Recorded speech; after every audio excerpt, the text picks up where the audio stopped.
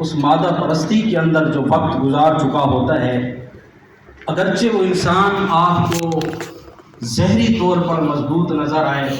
لیکن اندر سے وہ کھوکھلا ہوتا ہے، اندر سے وہ روحانیت جو صبر کی ہے، جو استقامت کی ہے، جو عزم و استقلال کی ہے، جو خشوع و خضوع کی ہے، جو رضائے الہی کی ہے، ان چیزوں سے جب انسان خالی ہو تو پھر انسان کی زندگی جو ہے وہ بے نور ہوتی ہے۔ تو قرآن کریم نے انسان کو ایک مہینہ رمضان المبارک کی صورت میں ایسا عطا فرمایا، اور مقصد بھی بیان کیا ہے، حضرت انسان تجھے بھوکا اور پیاسا رکھنا مقصود نہیں ہے بلکہ تیری سیرتوں کو نکھارنا مقصود تھا۔ سبحان اللہ، بے شک۔ لعلکم تتقون، یہ قرآن نے مقصد بیان کیا روزے کا۔ اور آپ اگر انبیاء کرام کی مختلف عبادات کو دیکھیں تو رمضان المبارک کے اندر وہ ساری روح اس کے اندر موجود ہے۔ انبیاء کرام کو جن ریاضتوں سے گزارا گیا ایک منزل تک پہنچانے کے لیے، آپ دیکھیں جناب موسیٰ علیہ السلام کو حکم ہوتا ہے کہ آپ طور پہاڑ پہ جائیں اور 40 دن کا چلہ کاٹیں، پھر آپ کو یہ ذمہ داری جو ہے دی جائے گی توریت کی۔ جناب موسیٰ علیہ السلام نے وہ وقت گزارا،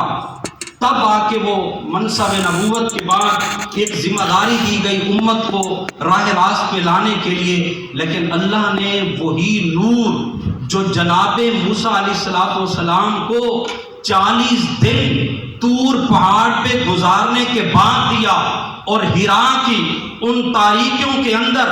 امام الانبیاء صلی اللہ علیہ وآلہ وسلم کو وہ خلوتیں اور تنہائیاں دے کر دی گئیں، اور اللہ تعالیٰ نے ایمان والوں کو اعتکاف کی صورت میں وہی نور عطا فرما دیا ہے۔ سبحان اللہ۔ اور اگر آپ دیکھیں کہ سارا دن قرآن کریم کی تلاوت اور پھر قیام کی صورت میں رب کے قرآن کو سننا، یہ ایسا نور ہے کہ کائنات میں رب کے قرآن سے بڑھ کر رب کا قرب دینے والی کوئی چیز ہو بھی نہیں سکتی۔ بے شک۔ اسی قرآن کو آپ سنتے ہیں، دن کے اندر تلاوت کرتے ہیں، اور اسی طرح پھر لیلۃ القدر کو دیکھ لیں کہ وہ ایک بابرکت رات کہ جس میں اللہ تعالیٰ نے یہ قرآن کی روح کو اتارا اور ایمان والوں کو اپنا قرب دینے کے لیے سارے بہانے بنائے، اور اپنی نزدیکی جو بندے کے 11 ماہ کے فاصلے بڑھ چکے تھے رب سے، جو دوریاں بڑھ چکی تھیں، فرمایا کہ اسی مہینے کے اندر تھوڑی سی ریاضت کر کے اپنا وہ تعلق مضبوط بنا کے اپنی دوریاں دور کر کے رب سے اپنی قربت کو بڑھا لو۔ سبحان اللہ۔ اور اگر میں یوں کہوں کہ دنیا میں یہ رمضان المبارک قرب الہی کا مہینہ کیسے ہے کہ دنیا میں پھول تو بہت ہیں مگر گلاب کی بات اور ہے، دنیا میں خوشبوئیں تو بہت ہیں مگر مشک کی بات اور ہے، دنیا میں ستارے بہت ہیں مگر شہاب ثاقب کی بات اور ہے، دنیا میں سیارے بہت ہیں مگر چاند اور سورج کی بات اور ہے، دنیا میں فرمایا کتابیں بہت ہیں مگر قرآن کی بات اور ہے، دنیا میں مساجد بہت ہیں مگر مسجد رسول کی بات اور ہے، مسجد حرام کی بات اور ہے، دنیا میں پانی تو بہت ہے مگر آب زمزم کی بات اور ہے، دنیا میں ایام تو بہت ہیں مگر یوم عرفہ کی بات اور ہے، دنیا میں راتیں تو بہت ہیں مگر لیلۃ القدر کی بات اور ہے،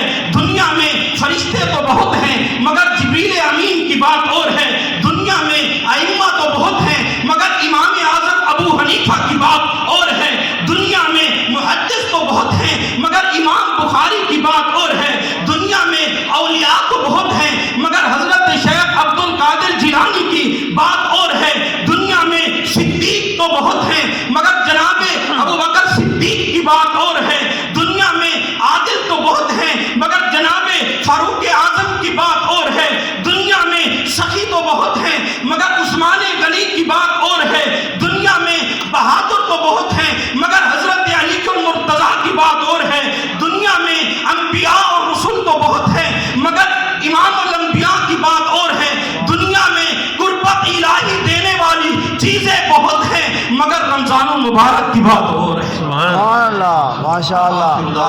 الحمدللہ رب العالمین۔